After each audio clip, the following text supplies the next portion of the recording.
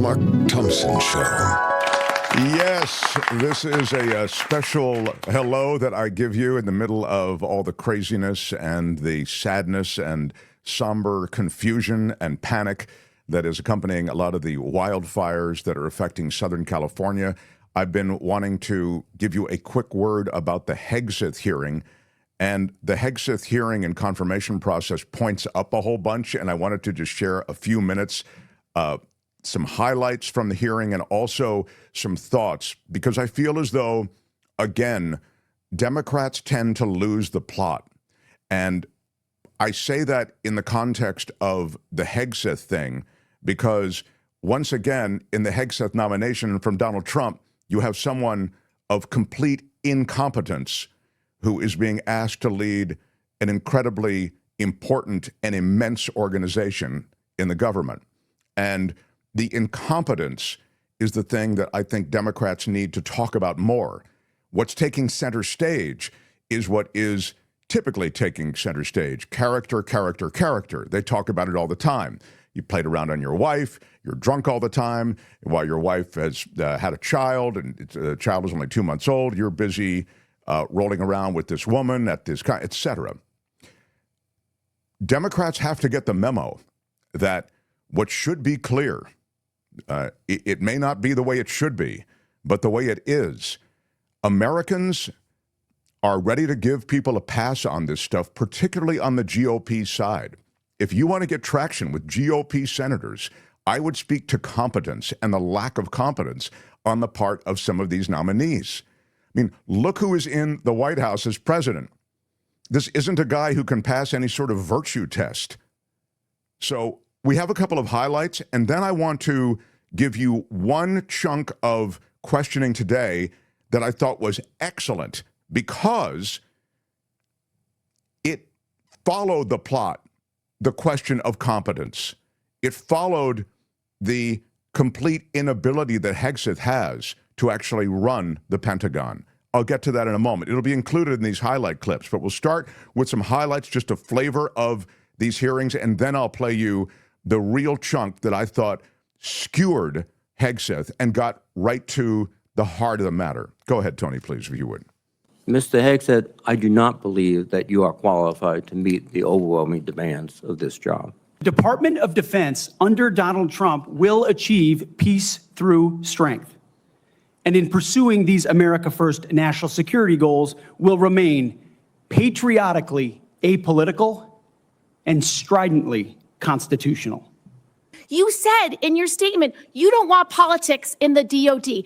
Everything you've said in these public statements is politics.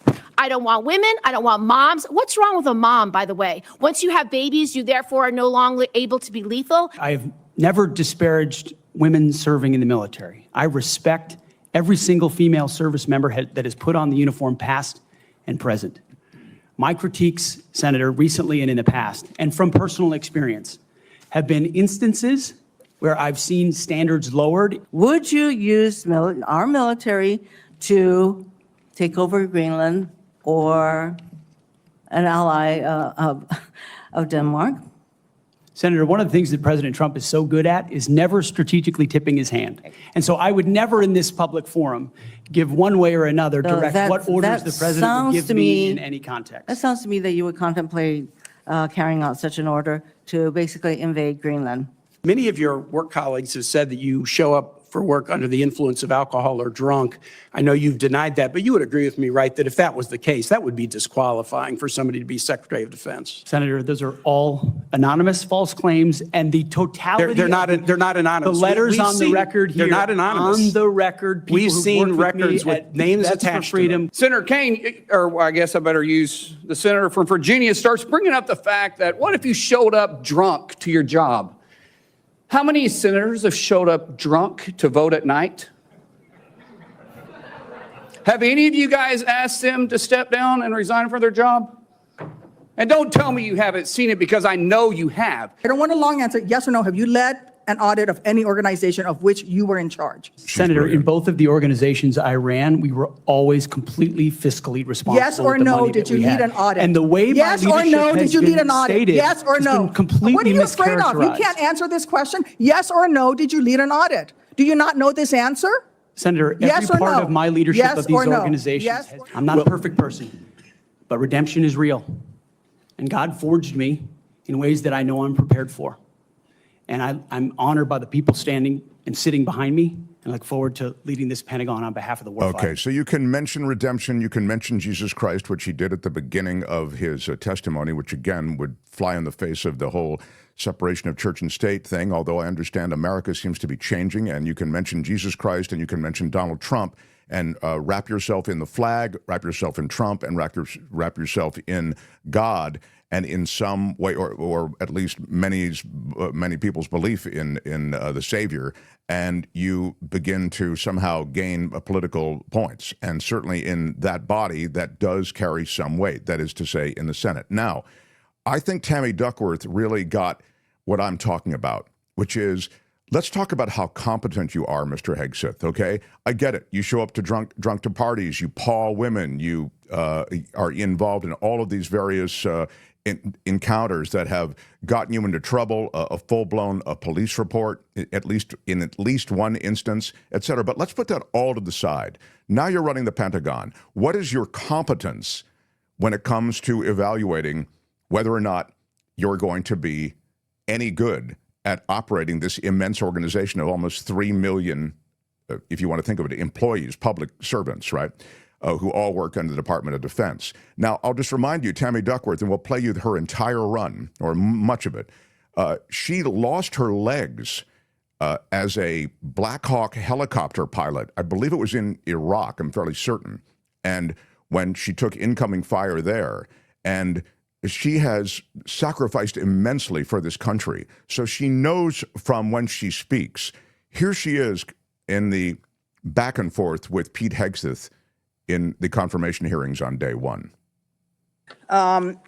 Hegseth, this hearing is about whether you are qualified to be Secretary of Defense. And one of the qualifications, to answer my colleague's question, is to actually win the votes of every member of this committee and to be confirmed by the United States Senate.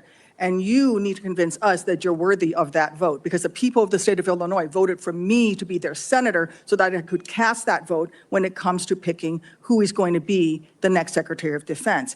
This hearing now seems to be a hearing about whether or not women are qualified to serve in combat, and not about whether or not you are qualified to be Secretary of Defense. And let me just say that the American people need a SecDef who's ready to lead on day one. You are not that person. Our adversaries watch closely during times of transition, and any sense that the Department of Defense that keeps us safe is being steered by someone who's wholly unprepared for the job puts America at risk, and I am not willing to do that. With that in mind, Mr. Hegseth, I want you to try to explain to the American people, this committee, who have to vote for you, and to our troops who are deployed around the world, why you are qualified to lead the Department of Defense. We already know that you've only led the largest, a 200-person organization. We already know that you so badly mangled a budget that after you left, they had to bring in a forensic accountant to figure out what went wrong. And that the largest budget you ever managed was about $18 billion. You know, that is about 51,560 times lower than the Department of Defense budget of $825 billion. $16 million is 51,568 times smaller than the defense budget.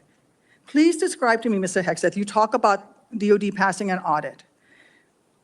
Please describe to me a time or an organization when that you led underwent an audit, because you say you're going to hire smarter people than you to run this audit. I'm not asking you to be an accountant. I want you to be able to tell me what kind of guidance will be given to those employees, what will happen whether or not you pass that audit. Have you led an audit of any organization, yes or no? I don't want a long answer, yes or no. Have you led an audit of any organization of which you were in charge? Senator, in both of the organizations I ran, we were always completely fiscally responsible. Yes or with the no, money did that you we lead had. an audit? And the way yes my or leadership no, has did you lead been an audit? stated Yes or has no? been completely What are you afraid of? You mischaracterized. can't answer this question. Yes or no, did you lead an audit? Do you not know this answer? Senator, every Yes or part no? of my leadership Yes of these or no? organizations Yes has or been no, did you lead an audit? misrepresented I will from take top that to as a no. bottom. What were the findings? So there were no findings because you've never led an audit. What guidance did you give The auditors, none, because you've never led an audit. Nobody expects you to be an accountant, Mr. Hegseth. What we expect is for you to understand the complexity of this Pentagon budget process that is absolutely necessary to outfit our warfighters. Look, the Secretary of Defense is required to make quick decisions every single day that, well, with high-level information that's being provided for them.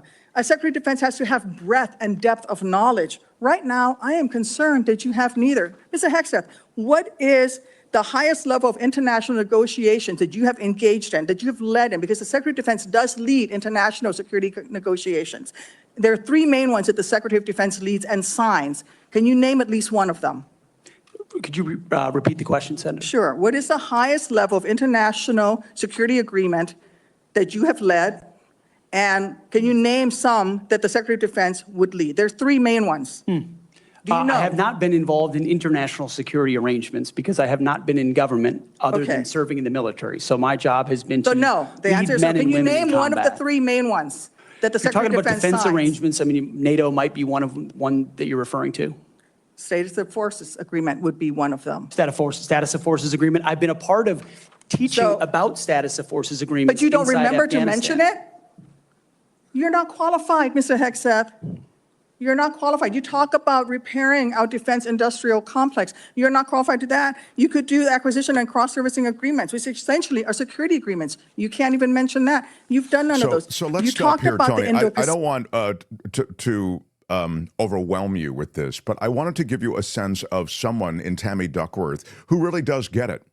She is trying to establish a number of things, a handful of that which he'd be responsible for as DOD secretary, and in essence point out, you don't know any of this stuff. I mean, you can't find the men's room at the Pentagon, and you want to run the Pentagon? This is crazy.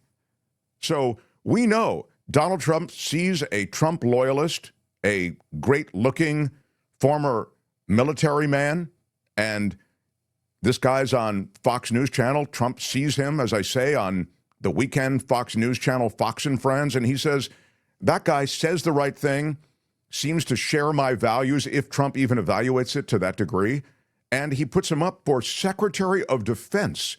It's insane is the only word that comes to mind. And the only point that I'm trying to make here is, I get it. The sex thing, the drunk thing, it's not nothing. Believe me, it's important. I mean, this guy's a mess, but I think the total lack of competence when it comes to running this immense organization is something that has to be focused upon by Democrats if you want to get votes from GOP senators. I think GOP senators are ready to look the other way on a lot of this sex and drinking stuff. You just saw some of the excuses provided there in that little mashup. Well, how many of you senators can say that you haven't shown up drunk to a vote here on Capitol Hill? And by the way, I'm thinking, really? I mean, I think that's scandalous. And you guys are talking about like it happens all the time. Pete Hegseth is just one example of the lack of competence. I don't think Kristi Noem is competent to run Department of Homeland Security. These are immense organizations in Washington. Google it. Look at all the things that come under the Department of Homeland Security. And then I haven't even mentioned Gabbard and Patel. I mean, Patel, what are the agents of the FBI thinking about Kash Patel coming in? This is to be continued, but I felt I wanted to connect today and this evening and tomorrow and on an ongoing basis about the fact that Democrats play to the lack of competence because there is an incompetent administration coming in many ways. And there are a bunch of loyalists, but incompetent loyalists who are running these organizations. And it's dangerous at a very dangerous time in our nation's history. And I have one other thought that has nothing to do with Pete Hegseth or The Mark Thompson Show. this is sort of a supplement to our regular show, but I wanted to mention what is happening in Los Angeles. And I'm going to step away from the fires, and we've done a lot on the origin of the fires. We've done a lot on water and how these fires had to be fought from the air. But I want to speak about the politics for a moment, because this situation with Karen Bass, who is the mayor of Los Angeles, reminds me a lot of another big story. And the big story takes you all the way back in the way back machine to 1979. In Chicago, in 1979, there was a major snowstorm, but I mean a big one. They had over 20 inches of snow in the city of Chicago, and the repercussions were immense. The mayor of Chicago at that time was a guy named Michael Bilandic, and it was argued at the time, well, you know, Bilandic couldn't have possibly known that there was this snowstorm that was going to be so big, you can only do so much, it's a natural event. And what could he possibly have done more? I mean, to beat back a snowstorm. I mean, he, after all, is only a human being. Well, it almost didn't matter whether Bilandic could have done something, couldn't have done something. The people of Chicago felt that he could have done something. He could have done more. He could have been better prepared. And so Bilandic lost the mayorship to the first woman to be mayor of Chicago, Jane Byrne. And she came in on the heels of that natural disaster. I believe that Mayor Bass in Los Angeles will lose the mayorship. I don't know if she'll even make it through her entire term. She's handled this poorly. And again, you can say, well, it's not really her fault. This was an extraordinary event, an extraordinary confluence of events. What was she supposed to do? But what's happening in drips and drabs is information about Bass, promises she made, pledges she made about not going overseas and taking overseas trips, etc. All of these things are beginning to come out, and it's drip, drip, drip. She was confronted in that jetway, that's the picture we're showing you, by clearly a confrontational reporter who was looking to make a name for himself. Don't get me wrong. I mean, it's not the kind of interview that is really going to be fair. Like, don't you want to apologize to the people of Los Angeles? It was that kind of interview. But sometimes, and I understand why she was staying quiet there, you have to say something. Sometimes you have to say something, and she didn't. And I think her stoicism in the face of all of these kinds of situations and confrontations, I don't think it serves her well. And I think she's taking on a lot of political water. And as I say, I don't know how much political water she can take on before she's going to be out. We'll have to see. This is in the middle of what is an ongoing crisis in Southern California. And it's not just Los Angeles, it's the surrounding region, with a drought that is in the record books and with wind events that are as well. So my thoughts and prayers, as you know, are with all of us in Southern California and in California generally, because we face all of this. And as a Californian, it breaks my heart. But those are just a few thoughts on both Pete Hegseth and the mayor, Karen Bass, the mayor of Los Angeles. Michael Shore is doing the show all week, and he will join you live every day. Thanks for being with us. Hit the like button and subscribe. The Mark Thompson Show.